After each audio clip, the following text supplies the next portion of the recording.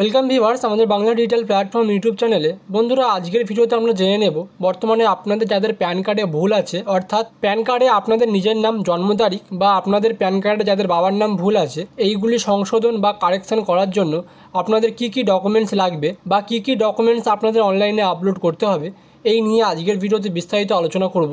জানতে হলে ভিডিওটি শেষ পর্যন্ত দেখবেন। বন্ধুরা, আপনারা যদি চ্যানেলটিতে নতুন হয়ে থাকেন, পরবর্তী ভিডিও নোটিফিকেশান সবার আগে পেতে চ্যানেলটি সাবস্ক্রাইব করে পাশের বেল আইকনটি অন করে দেবেন।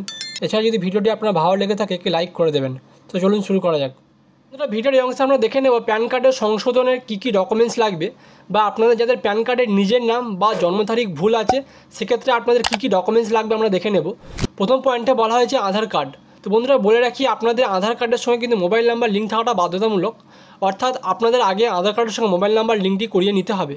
2 নম্বর পয়েন্টে বলা হয়েছে পুরাতন প্যান কার্ড, অর্থাৎ আপনার বর্তমানে যে প্যান কার্ডটি আছে, যে প্যান কার্ড নামটা আপনি কারেকশন করতে চাইছেন, সেই প্যান কার্ডের জেরক্সটি এখানে আপলোড করতে হবে। 3 নম্বর পয়েন্টে বলা হয়েছে আবেদনকারীর 2 কপি কালার পাসপোর্ট সাইজের ছবি, অর্থাৎ আবেদনকারী রিসেন্ট তোলা 2 কপি কালার পাসপোর্ট সাইজের ছবি এখানে জমা দিতে হবে। এবং এর পরের অংশে আমরা দেখে নেব আপনাদের যদি বাবার নাম ভুল থাকে সেক্ষেত্রে আপনি কীভাবে কারেকশান করবেন সেটি আমরা দেখে নেব।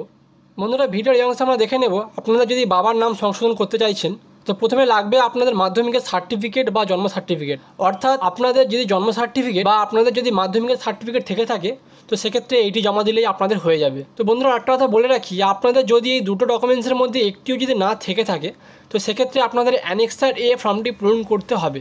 এই অ্যানেক্সার এ ফর্মটি আপনাদের সুবিধার্থে আমরা আমাদের ভিডিও ডেসক্রিপশানে দিয়ে রাখবো, আপনারা সেখান থেকে চাইলে ডাউনলোড করে নিতে পারবেন। তো বন্ধুরা, পরের স্টেপে আমরা দেখে নেব এই অ্যানেক্সার এ ফর্মটি কীভাবে আপনারা ফিল আপ করবেন, স্টেপ বাই স্টেপ দেখে নেব। তো বন্ধুরা, এই হলো সেই অ্যানেক্সার এ ফর্মটি।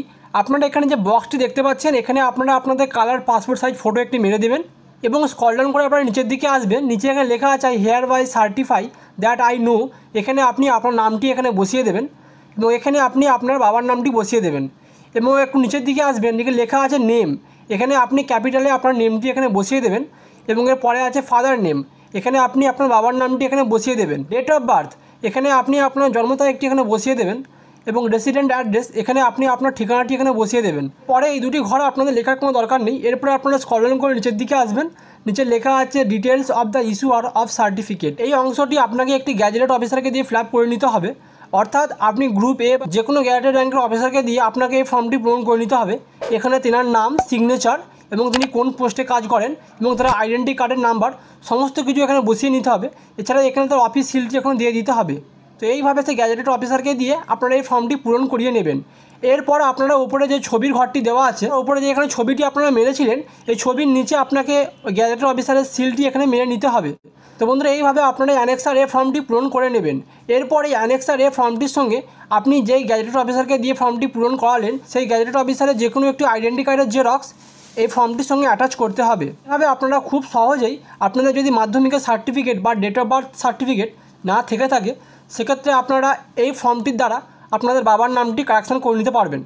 তো বন্ধুরা, এই ছিল আজকের এই ছোট্ট আপডেটটি। ভিডিওটি যদি আপনাদের ভালো লেগে থাকে চ্যানেলটি লাইক এবং সাবস্ক্রাইব করে পাশের বেল আইকনটি অন করে দেবেন।